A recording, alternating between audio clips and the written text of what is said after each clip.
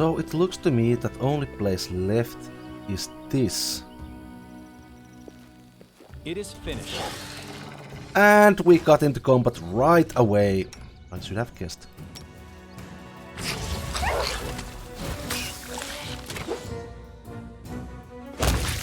I should have guessed that we're done. Someone help me?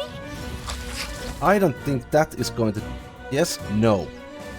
I don't think you can fear these guys at all, so... Back to flare. You... No, back to healing.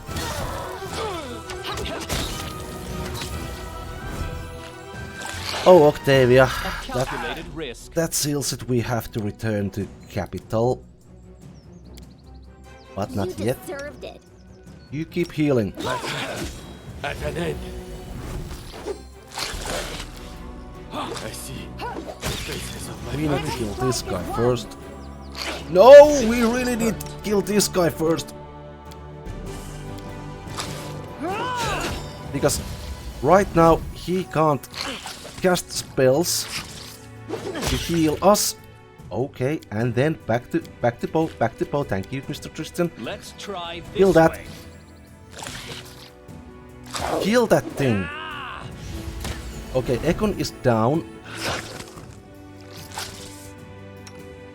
Sing us some songs, please. Okay, that's better. Repent.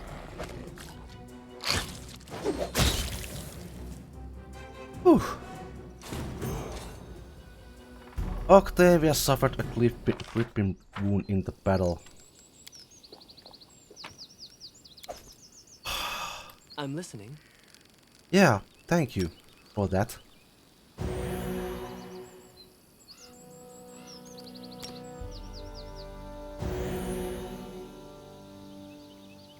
Whew.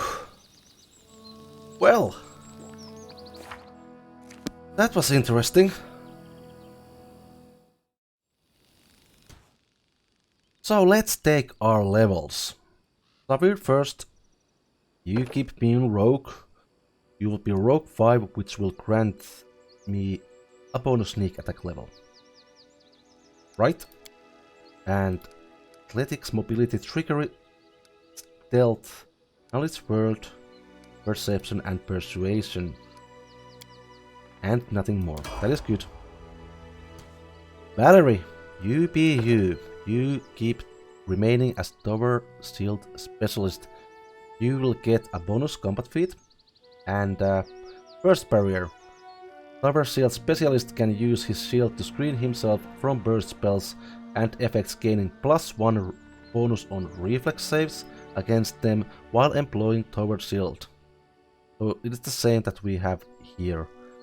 So it is now second stage. This is good. This is good. You don't get any other talents on this level. You will get... Oh.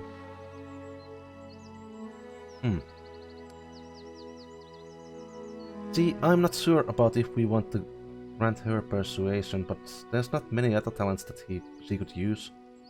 Athletics could be good, but he gets so heavy penalties. Both Amiri and, if I saw correctly, Ekundayo already have better chance of do anything.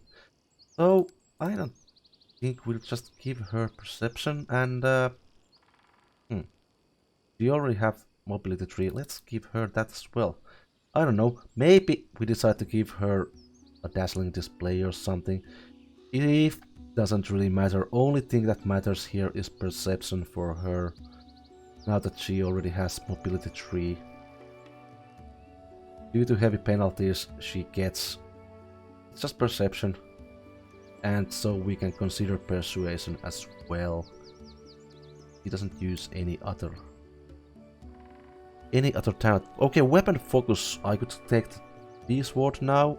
I already have all of these. Combat mobility would be good though. Hammer the cap, no. Outflank.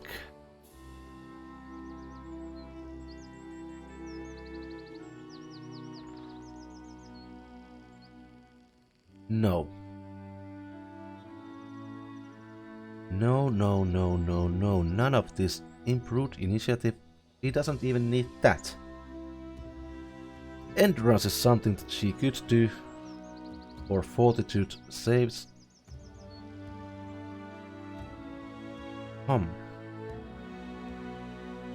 No. Let's give him this. Her. Let's give her this.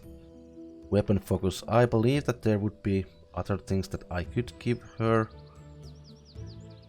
And we are going to take... Oh, hello. Hello. No, we are going to give her some teamwork feats, but not yet. Basically because we don't have anyone else for them, and my next feats are going to some other feats, and so are Amiri's feats. So it's best just to give her something to hit with. And now we have settled that she will be using this sword. Just as well. Ekundaya, you are interesting because I don't know much about you. Point blank shot, precise shot as expected, weapon focus longbow as expected, boon companion. Oh, so his wolf is quite good, or is it dog? I'm not sure yet. Combat style feat. Next, now let's take a look at your abilities and skills. You have good ones. Dexterity 20, strength 16, which is brilliant. You are not much of a spellcaster, though. We will drop 1 point there and that's it. Rest of it will be divided. No, I think all the rest of it will just go to dexterity. So, athletics, mobility, stealth, lore nature, and perception. Everything that you need. Everything that a good ranger needs. This is good. You are good. Ekundaya, I like you. Archery. Point blank master. Longbow. Right. Now it's correct. It is done. Let's just make sure that he is actually using proper longbow. He is. Okay, and here is where we start, I believe. Arcane Trickster. This is a prestige class, and we have been prepping her for it. It combines skills and talents of rogues and spellcasters. Her skill points will get a bit of a hit because they are not that great with Arcane Trickster, but they weren't that great for Wizard either. And this class gives plenty of interesting little tricks. There are only 10 of these levels, and as you can see, sneak attack, sneak attack, sneak attack, sneak attack, sneak attack. All sorts of goodies. Improper to sneak attack. Beginning at 3rd level, an Arcane Trickster can enter a special stance that allows him to improvise a way to sneak attack targets regardless of their awareness. An Arcane Trickster can maintain this stance for 1 round per day. For every 2 levels beyond 3rd, an Arcane Trickster can maintain this stance for 1 additional round, up to maximum 4 rounds at 9th level. The target of improper sneak attacks loses any dexterity bonuses to AC, but only against those attacks. The power can be used against any target, but creatures that are not subject to sneak attacks take no extra damage, though they still lose any dexterity bonus to AC against attack. Now, we are going to develop this further. Not yet here, but here at surprise spells. At 10th level, an Arcane Trickster can add her sneak attack damage to any spell that deals damage if the targets are flat-footed. This is going to be brilliant because we are going to use a lot of dazzling displays, and she will probably get one and the continuing perk for it, which I will of course take as well. We can't actually check it from here, but it doesn't matter. Knowledge Arcana, Mobility, Trickery, Stealth, Perception.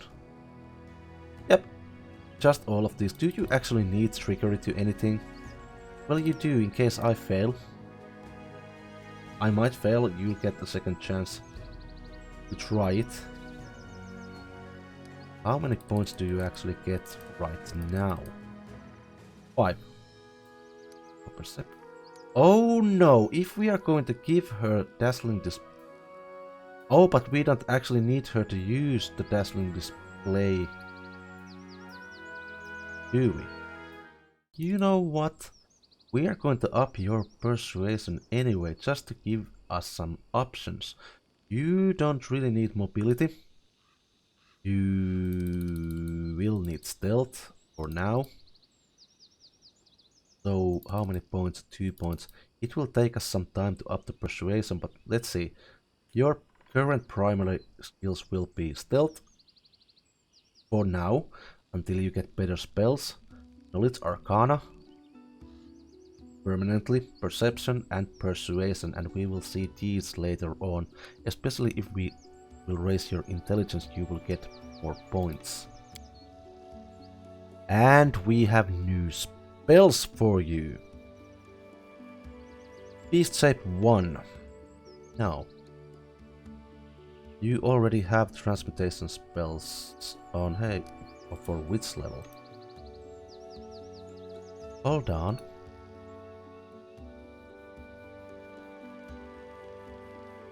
Right. Haste. No questions. No even questions about that. It's haste. Lightning bolt.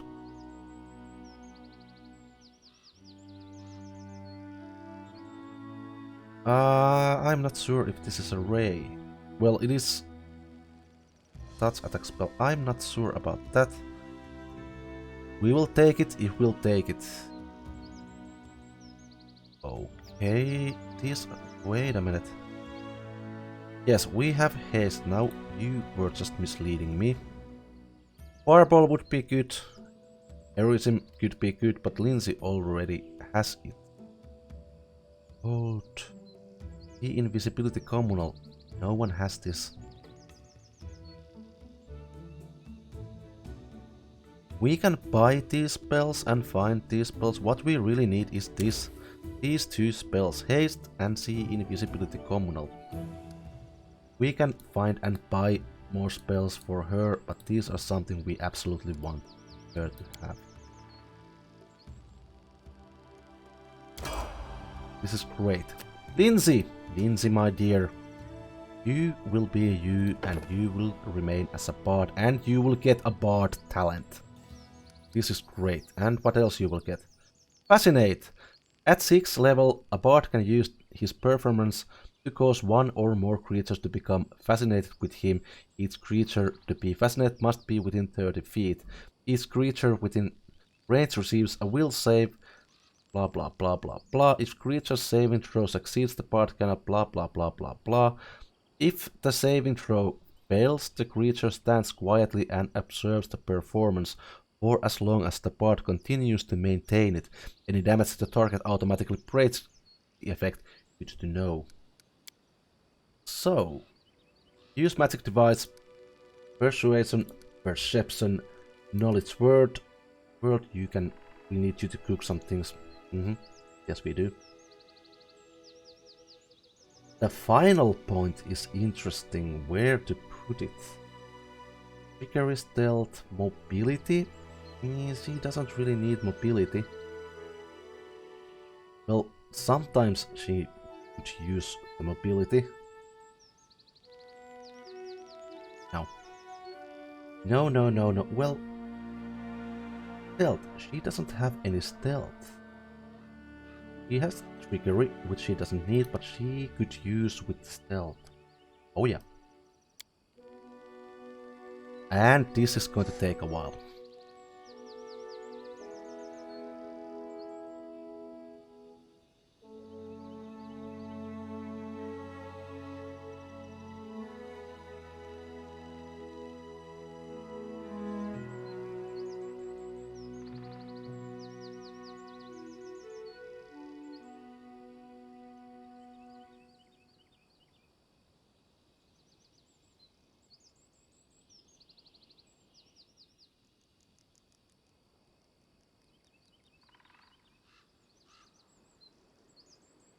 Well, at this point I feel that it is best just to take this. I would like her to have iron guts and fast stealth, but as I mentioned before, she is currently suffering -4 penalty whenever she shoots into melee, which is pretty much all the time. Point blank shot, we are going to do this. I want her to hit. I need her to hit when we are in a tight spot. Yeah. And this could be interesting. You fill your target's mind with blaring cacophony of discordant sound, making it hard for the target to act and concentrate. The creature gains the nauseated condition for the duration of the spell. If it fails, it will save. Interesting. More interesting would be hold person for her. Sense vitals would be interesting choice for her. Now that we are giving her precise shot, we could actually use it.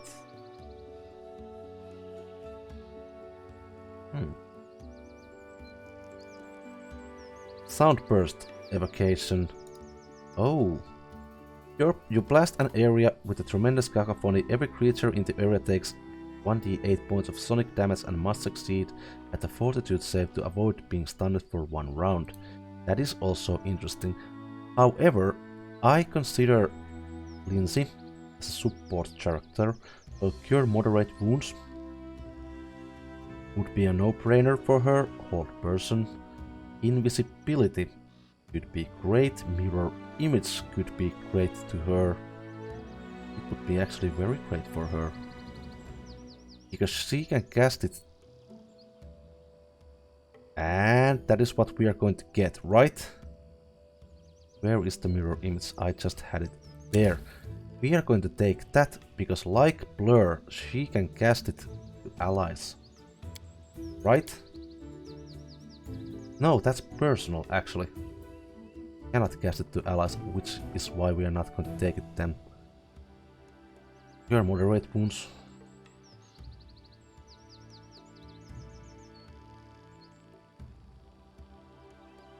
Your moderate wounds.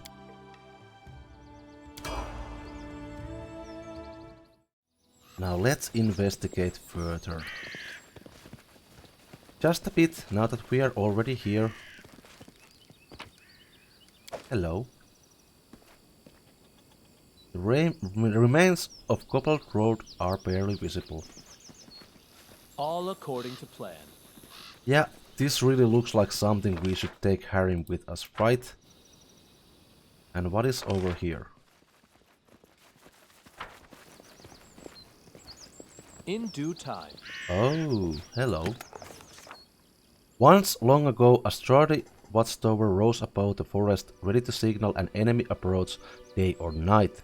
Now the ancient moss-covered stones were crumbling, and birds rather than warriors inhabited the place. The ground floor had long been looted, but there still seemed to be some furniture left on what remained of the upper floor: a rotted table, an uneven chair, and a small but seemingly robust chest. Sadly, the stairs leading up had collapsed long ago. Ekun inspected the upper floor. Possible to climb, but risky. Stones might collapse. We could use a rope to pull it down. We have rope.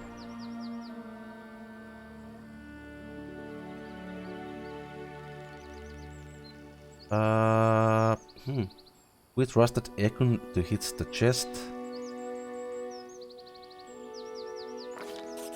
Succeeded. Having tied a rope to his arrow, Ekun drew his bow and took aim. With an abrupt thud, the arrow pierced the wood. The chest seemed to be heavy, but the arrow held fast as Ekun pulled the chest toward the edge. "Watch yourself," Ekun shouted, giving one more yank before the chest fell. The chest fell to the stone floor with a loud thud, a huge cloud of dust rising around it. The wood had darkened after years of exposure to the sun and the rain. The metal siding had grown a layer of rust, and the decorative carvings on the lid were barely discernible. Even so, the chest itself was as robust and secure as the day it was made by some unknown dwarven master, and of course, it was still locked. Let's try perception first. We search for the key among the ruins. Succeeded! The search turned out to be a surprising success. We found the key in a small niche that had been covered with rubble. Despite its age, the dwarven lock was still operational. We turned the key and the chest's lid opened with a shrill creak. Inside we found the simple possessions of a dwarven warrior who must have once been stationed in this tower. Battle gear consisting of chainmail, a helmet, a shield, and an axe. A pair of torn traveling boots and a metal tankard the size of a small bucket. A pipe and full pouch of tobacco which had petrified over the years. And lastly, a peculiar little thing, a complex red metal cock.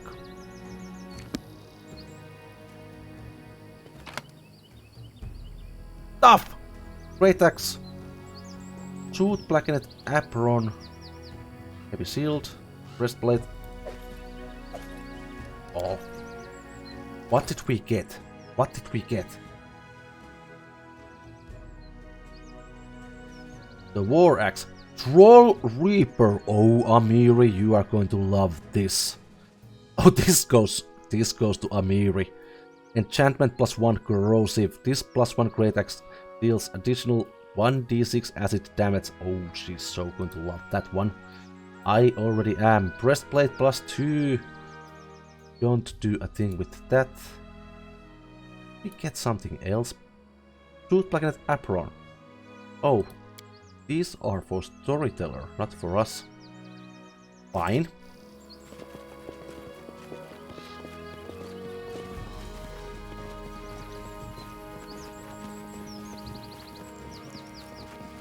I didn't even notice that Ekund has suffered dexterity damage. Can we clear it? Magritium Turinos.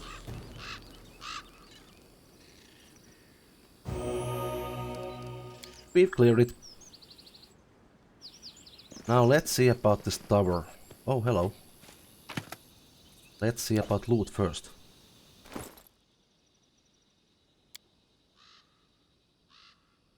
Burned parchment which is days long.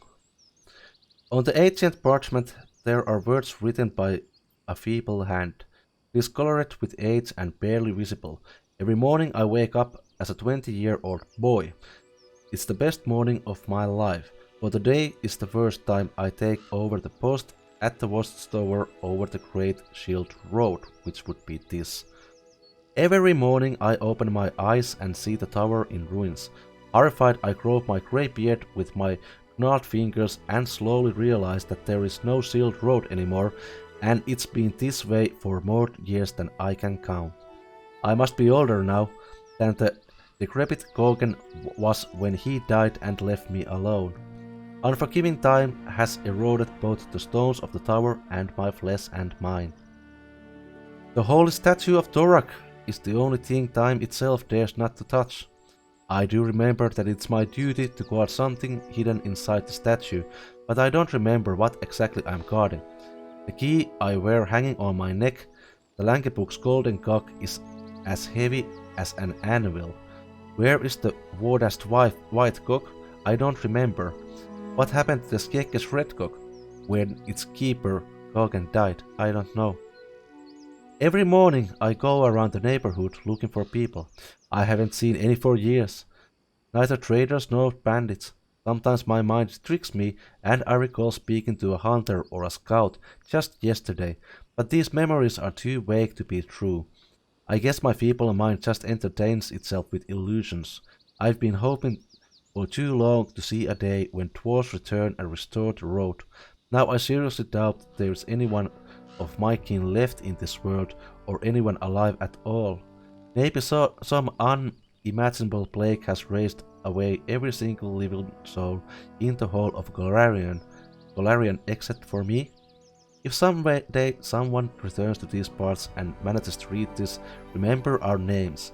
This tower was built by dwarves of Vordas, Skekke and Langebrook clans in 4241. It was abandoned at 4499. We, the last shields, were left behind to keep our eternal watch for the glory of Torag and the Dwarven people. Our names were Daugen Skekke and Wark Langebrook. It was our free choice and we have no regrets, remember us. Gentlemen, I salute you.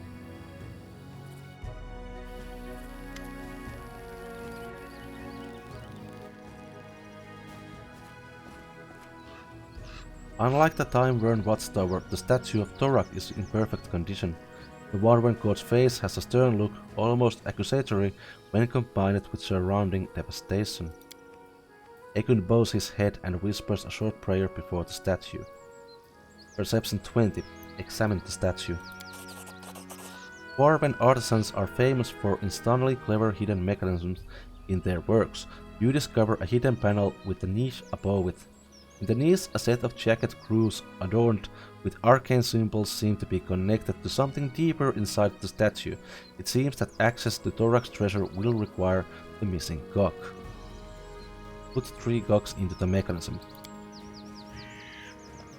You have all 3 cogs, but you're not sure how to fit them into mechanism. Maybe the arcane markings inside are a clue. Okay, Octavia, your turn. Succeeded. The markings seem vaguely familiar. Breaking through your memory, you realize these are well-known alchemical symbols, though in an ancient Dwarven script. The symbol for tin seems to be designed for the white cog, representing tinsmiths. Iron must mean the red cog for blacksmiths, while gold is for the gold cog and goldsmiths. Having placed all 3 cogs properly, you see they can now rotate. You rotate the cogs and hear the rumbling noise from the statue, followed by a loud click. The panel opens, revealing the treasure stored within.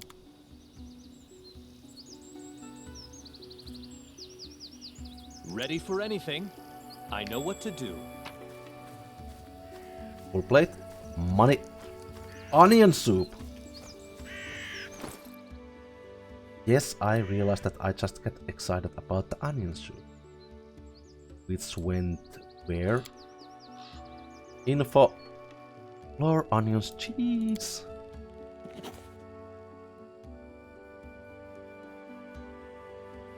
Full plate was 1, breastplate. What did we get? Hold on, what did we get? Belt of physical perfection and full plate plus 1. We already have 1, didn't we? Yes, we do. But the belt. What is this? Oh, this belt grants its wearer +2 enchantment bonuses to strength, dexterity and constitution. I wonder who might take that. Doink! So, you could actually do one as well, because I don't really need... Well, I do need constitution. Yeah. Let's see. Well, it's better than I have it. We might swap between her and myself with that belt. That is perfect belt for us. And incredible dexterity. Gee, I wonder who might take that.